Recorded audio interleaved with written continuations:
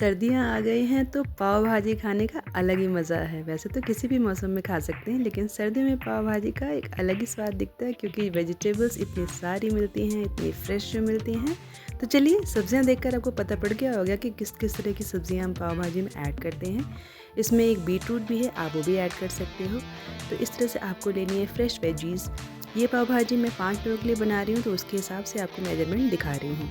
तो चलिए स्टेप 1 हमारा शुरू करते हैं, वो जो है चॉपिंग। तो सबसे पहला और इंटरेस्टिंग पार्ट होता है चॉपिंग। पाव भाजी के लिए हमें बहुत सारी चॉपिंग करनी होती है और चॉपिंग करने के बाद जो खाने में मज़ा आता है उसके तो क्या ही कहने। तो फटाफट से आपको अपनी वेजीज़ को अच्छी तरह से धो के पील करके चॉप करना है। आपको बड़े बड़े साइज़ में ही चॉप करना है क्योंकि पाव भाजी के लिए इसे बॉयल करना होता है, इसलिए बहुत फाइन चॉप करने की आपको बिल्कुल भी ज़रूरत नहीं है। आप आराम से इसको चॉप कीजिए, छोटा बड़ा जैसा भी मन चाहे इसे चॉप कीजिए और बस खाने के लिए वेट करते रहिए। तो देखिए इस तरह से मैं भी बातें करते करते आपके संग चॉप करती जा रही हूँ अपनी वेजीज़।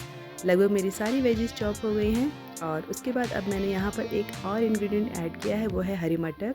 हरी मटर मेरे पास फ्रेश नहीं थी तो मैंने ये फ्रोज़न वाली ली है। आपके पास अगर फ्रेश है तो आप वो भी ले सकते हो। तो चलिए शुरू करते हैं।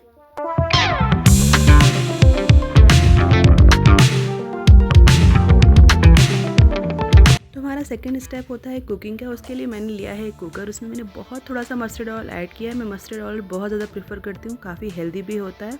उसमें मैंने अपनी सारी वेजीज़ को 1 बाय 1 ऐड कर लिया है और इसको एक छोटा सा ट्विस्ट दूँगी। उसके बाद मैं इसमें डालूँगी थोड़ा सा नमक और फिर जाएगी थोड़ी सी हल्दी। सारी सब्जियों को अच्छे से बॉयल करने के लिए आपको सारी सब्जियां एक साथ ही ऐड करनी है। आपकी मर्ज़ी है, आप अलग से भी ऐड कर सकते हो, पर अलग से ऐड करने का कोई भी पॉइंट नहीं है। तो आप इसके लिए एक बड़े पैन का सिलेक्शन करें, उसमें आप सारी वेजीज़ ऐड कर लीजिए। आपने देखा मैंने टमाटोज़ को भी ऐड कर लिया। टमाटो जब वेजीज़ के संग कुक होते हैं ना तो इनका अलग ही इन्हेंस होता है स्वाद। तो आप भी ऐसा ही कीजिए, आपको बहुत मज़ा आने वाला है और फटाफट से आपकी पाव भाजी बनकर भी तैयार हो जाएगी, बहुत कम टाइम भी लेगी और आपकी सारी वेजीज़ आपके साथ रेडी हैं। इसका जो स्टॉक है ना वेजिटेबल का, उसको भी आपको बॉयल होने के बाद फेंकना नहीं है। ये एक बहुत ही इंपॉर्टेंट टिप है। उसके जो स्टॉक है उससे आप सूप भी बना सकते हो। देखिए यहाँ पर मैं पानी ऐड कर रही हूँ।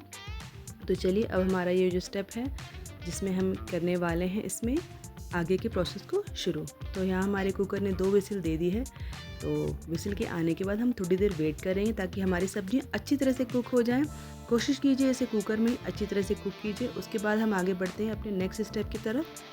हमारा अगला और मेजर स्टेप है कुकिंग का, जो कि हम वेजिटेबल जो अपनी बॉयल कर चुके हैं उसके आगे के प्रोसेस को हम बढ़ाते हैं। तो यहाँ पर अगेन मैंने लिया है मस्टर्ड ऑयल। मस्टर्ड ऑयल हमारी हेल्थ के लिए काफ़ी ज़्यादा बेनिफिशियल होता है, तो मैं हमेशा उसी का सिलेक्शन करती हूँ। यहाँ पे मैंने दाने हैं, कुछ दाने राई के यानी कि सरसों।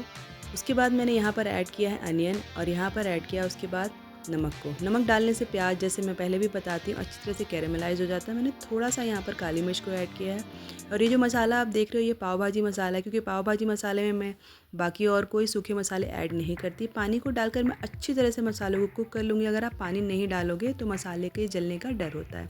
इसके बाद मैंने जिंजर गार्लिक पेस्ट थोड़ा सा ऐड किया, जो कि मैंने घर में ही बनाया हुआ था। अब यहाँ पर ऐड कर रही हूँ मैं थोड़ा सा गरम मसाला। आप देख सकते हो आधा छोटा चम्मच मैंने ऐड किया है, ज़्यादा आपको बिल्कुल भी ऐड नहीं करना है क्योंकि इससे क्या होगा, स्वाद काफ़ी अलग हो जाएगा। इसके बाद मैं अपनी सारी बॉयल वेजीज़ को इसमें ऐड कर लेती हूँ और आप चाहें तो वेजीज़ को ऐसे भी ऐड करके यहाँ पर भी अच्छी तरह से इसको क्रश कर सकते हैं। आप चाहें तो कुकर में भी उसे अच्छी तरह से मैश करते सकते हैं, उसके बाद आप इसे ऐड कीजिए। ये कम्प्लीटली आपके ऊपर डिपेंड करता है कि आप कैसा करना चाहते हो। मुझे ऐसा ही करना पसंद, क्योंकि ये पैन काफ़ी ओपन होता है कढ़ाई, इसमें मुझे मैश करना काफ़ी ईजी और कन्वीनियंट लगता है।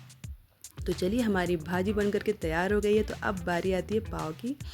पाव को हमें बस सेकना है, जो कि मैंने बटर में सेका है। बटर में सेकने से पाव का स्वाद बहुत ज़्यादा बढ़ जाता है। इसको बीच में एक छोटा सा कट दूंगी जिससे अच्छी तरह से सिक जाए और हल्का सा गोल्डन ब्राउन होने तक इसको मैं अच्छी तरह सेकूंगी। ये देखिए यहाँ पर मैंने इसको बीच से कट कर लिया। कई बार ऐसे भी पाव आते हैं जो बीच से कट किए हुए होते हैं, तो वहाँ पर आपको इसको कट करने की बिल्कुल भी ज़रूरत नहीं होती है। तो ये देखिए यहाँ पर मैं इसे सेक लेती हूँ। तो जब तक सेक रही हूँ मैं अपने पाव, क्यों ना आप मेरे चैनल को सब्सक्राइब भी कर लें और साथ ही तरह अगर आपको वीडियो यहाँ तक अच्छा लगा हो तो लाइक भी कर लें। और अगर आपको पाव भाजी पसंद है और सिंपल रेसिपीज़ बनाना बेहद पसंद है, खाना भी बेहद पसंद है, तो आप मेरे वीडियो को अपने फ्रेंड एंड फैमिली से शेयर भी कर सकते हो। तो चलिए मेरे जो पाव है वो अच्छी तरह से सिक करके तैयार हो गए हैं। तो चलिए अब फाइनल आती है प्लेटिंग की बारी। प्लेटिंग करना सबसे इम्पॉर्टेंट पार्ट होता है, क्योंकि पता होता है कि उसके बाद आपको खाने को मिलने वाला है। तो फटाफट से मैं कर लेती हूँ प्लेटिंग। प्लेटिंग के लिए मैंने ये प्लेट लिया, इसमें मैं निकालती हूँ अपनी भाजी। भाजी में कई लोग नींबू को भी ऐड करना पसंद करते हैं, मैं भी बहुत पसंद करती हूँ, लेकिन मैं एक साथ ऐड नहीं करती, मैं उसे अलग से रख देती हूँ। इससे क्या होता है कि जिसकी मर्ज़ी है वो ऐड करे, जिसकी मर्ज़ी है वो ना भी ऐड करे। तो देखिए यहाँ पर मैंने अब अपने पाव को रख दिया है। ये डिश बहुत अच्छी और टेस्टी बनकर के तैयार होती है, और सबसे ज़्यादा ये बहुत ही न्यूट्रिशियस होती है, क्योंकि इसमें इतनी सारी वेजीज़ जो जाती हैं, और साथ ही साथ जो इसका स्टॉक है, यानी कि जो इसका उबालने के बाद पानी निकलता है ना, उसको भी आप अच्छे से यूज़ करिए, उसका सूप बनाइए और फिर मुझे बताइए कि ये इम्पॉर्टेंट और सीक्रेट टिप आपको कैसी लगी। तो चलिए यहाँ पर थोड़ी सी गार्निशिंग कर लेती हूँ हरी धनिया से। हरी धनिया की तो क्या ही कहने, विंटर्स में तो भर भर की सब्जियाँ आती है, तो उसका आपको मैक्सिमम यूज़ करना चाहिए, क्योंकि जब भी जो चीज़ हमें अवेलेबल हो उस वक्त उसका 100% यूज़ करेंगे तो हमारे हेल्थ के लिए बहुत ही ज़्यादा बेनिफिशियल होता है।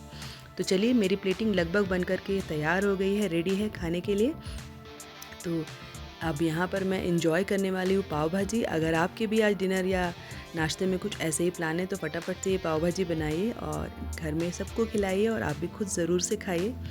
तो चलिए अब लेती हूँ आपसे अलविदा। तब तक के लिए अपना बहुत सारा ध्यान रखिए, और प्लीज़ प्लीज़ प्लीज़ अगर आप मेरे को सपोर्ट करेंगे और मेरे चैनल को लाइक एंड सब्सक्राइब करेंगे तो मुझे बेहद ही खुशी मिलेगी, और मुझे काफ़ी ज़्यादा मोटिवेशन भी मिलेगी नई नई रेसिपीज़ को आपसे शेयर करने के लिए। तो तब तक अपना ख़ास ध्यान रखें। Take care, bye bye.